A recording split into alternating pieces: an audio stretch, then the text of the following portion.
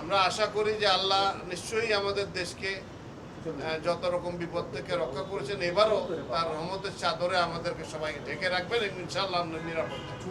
সবাইকে ধন্যবাদ। তারা তো 24 ঘন্টা চাকরি। থানাটা এমন একটা অফিস যেটা 1861 সালে শুরু হয়েছিল, দিবারাত্র চলেছে। এই 24 জুলাইয়ের 24-এর আগে আর থানা কোনোদিন বন্ধ হয় না এই দেশে, এখন আবার চালু রয়েছে। হ্যাঁ, সব থানা চালু থাকবে।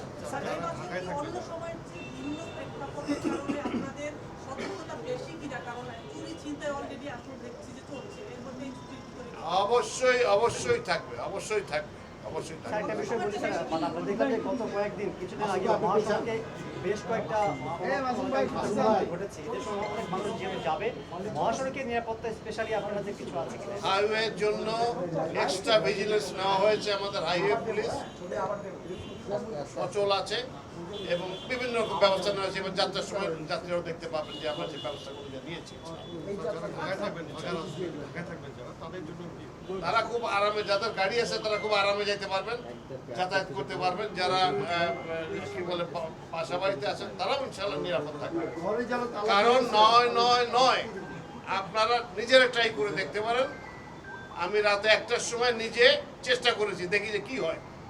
তারা সাথে সাথে রেসপন্ড করে এবং পুলিশ সাথে সাথে যায়।